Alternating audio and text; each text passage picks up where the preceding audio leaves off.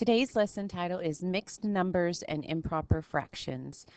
Pause the video so you can write your title down in your table of contents and at the top of your page. Don't worry about a T today.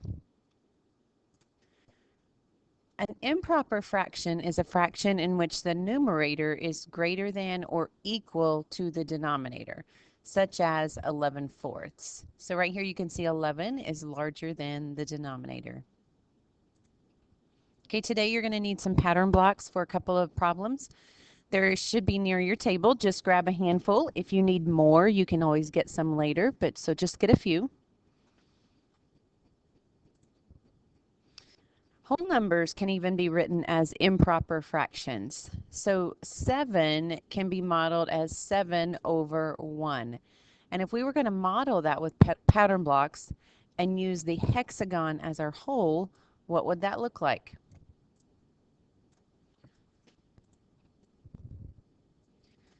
Three, 4, 5, 6, and then I'll just count this one as my 7. This is 7/1, or 7 wholes. That means my pizzas are cut into one piece, and I have 7 of those. Okay, so let's talk about the value of each one of our fraction pieces. If this is our whole, what is the value of the trapezoid? A half. If this is our whole, what is the value of the kite? 1/3. If this was our whole, what's the value of the triangle? 1/6. So I want you to keep that in mind as we're working today with these problems and mixed numbers. Okay, so 8, 6. So what we're going to do is we're going to model this. Do you remember what piece was the 6th? The triangle. And I need 8 of them. So I'm going to grab 8, 2, 3. You can model this along with me. Okay, I have 8 pieces, and I want to try to find out how many holes I can make with this. So I'm going to take my pieces and I'm going to arrange them in the shape of my hole, the hexagon. You can do that with your pieces too.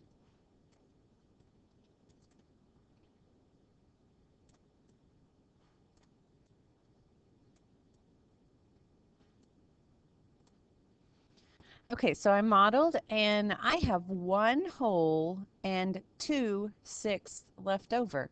So to write that, I would write it as 1 whole and 2 6. These are equal. 8 6 is the same as 1 and 2 6, as you can see by our model. Okay, let's try another one. 5/3. So do you remember which one of these is our thirds? Right, the rhombus. Okay, so we're going to take this and we're going to try to figure out, we need 5 of them. 2, 3, 4, 5. Now we're going to try to figure out how many holes we can make. So we're going to put them in the shape of the hexagon. I'm going to pause the video and get mine all situated. Okay, so after I modeled it, I see that I have 1 hole and I have 2 thirds left over.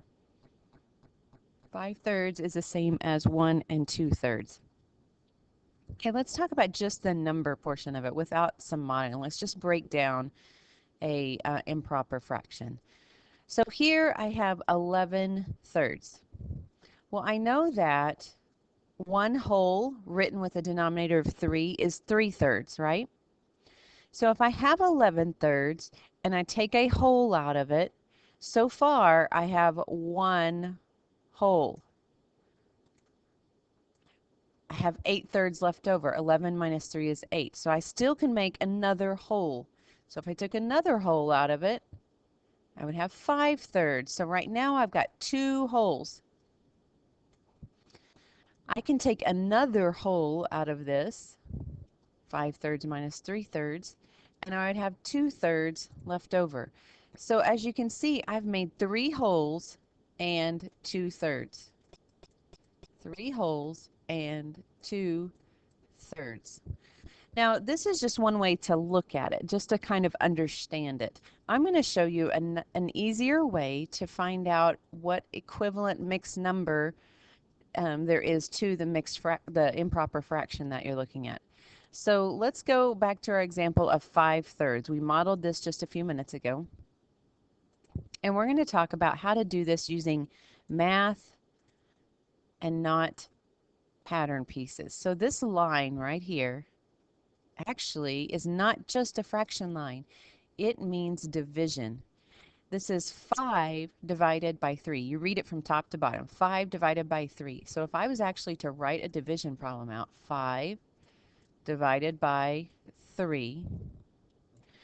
I know that 3 goes into 5 one time. I do my subtraction, and I have 2 left over. I have 2 what left over? Tells me right there. I have 2/3 left over. So I would write my remainder as a numerator and my fractional piece, thirds, as my denominator. So 5/3 equals 1 and 2/3. All right, let's do another one. Now, I'm not going to model this one. If you feel like you need to, go ahead. But I'm going to actually do just the division. Remember, this line means divide, and you read it from top to bottom. 6 divided by 2. So I'm going to write a division problem out. 6 divided by 2 goes in there 3 times with 0 left over. So that means I can make 3 wholes. Let's do one without any fraction pieces whatsoever. 9/4. Let's do this as a division problem. Read it top to bottom. 9 divided by 4. So that means 9 would go in my house, divided by 4. You can pause the video to work this one out on your own.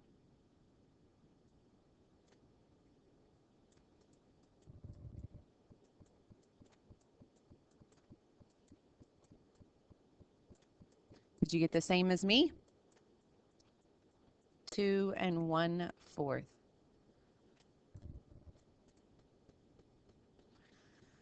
Okay, now let's talk about how we can take a mixed number and turn it back into an improper fraction. So we're going to go back to some modeling, and let's model 2 wholes and 1/3. So since my fraction started with a denominator of 3, I want to model this whole thing here in thirds. So I'm going to take my third fractional pieces and lay them on top of my wholes to figure out how many thirds I would have in the whole thing. Okay, so if you modeled, you can see that I have 2 1/3 models. Here's a whole, and here's my 1/3. But to write it as an improper fraction, I just need to count my thirds. I have 3 here, so there's 6, 7. I have 7/3. So 2 1/3 is equal to 7/3. Let's do another. 4 1/2. So I'm going to model 4 1/2. My red is my half fractional piece.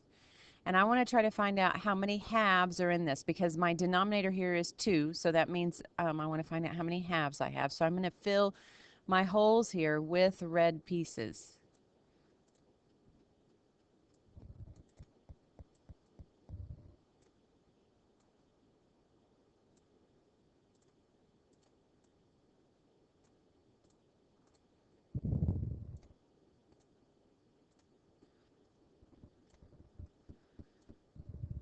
All right, so all together,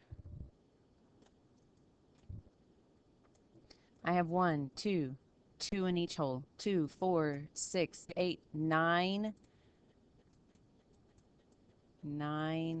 halves.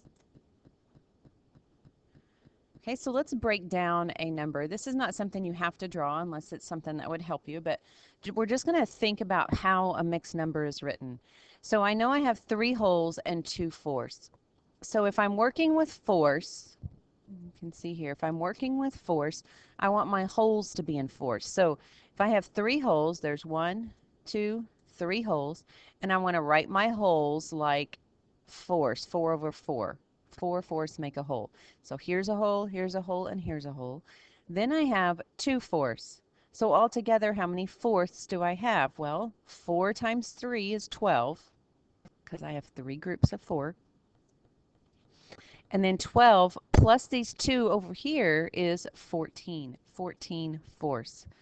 So I'm going to show you a way without drawing all the arrows. Let's take 3 and 2 fourths. And just thinking about this here, you can see I have 3 groups of fourths. So how many fourths would that be? 3 whole groups of fourths. That's 3 times 4, 12. Plus, I have 2 left over. So my 12 that I counted here, I'm going to add 2 more to it. 14 fourths. Same as what I got here. So 3 and 2 fourths is equal to 14 fourths. All right. I want you to take a marker and I want you to make this as a poster in your journal for your reference. So pause the video while you get this recorded. Okay, let's try a couple without modeling. 5 and 2/7. We're going to change this into an improper fraction. So using the poster that you just drew in your journal, you have 5 groups of you have 5 whole groups of 7. So 5 groups of 7s would be 5 times 7, 35, plus the 2 you had left over. 35 plus 2 is 37 sevenths. Now, knowing what we know about improper fractions, we know we could divide this. 37 divided by 5 or 7.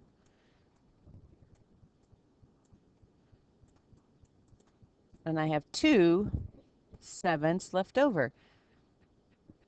The same as what I started with. We could go back and forth all day, but we won't. We'll do one more practice problem. 3 and 5/9. I have 3 whole groups of 9ths. So 3 groups of 9ths is 27 plus 5 more. So 27 plus 5, 32 9ths. Okay, there's some blue cards hung around the room. Come to me, and I will give you an answer sheet to start recording some of those just for practice. And then your assignment is in your packet.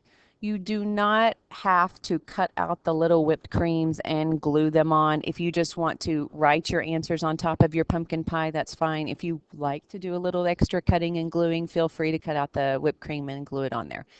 But the whipped cream, of course, is your answer, so double check to make sure you're correct. I want to show you a picture of my funny seal. All right, you guys get busy.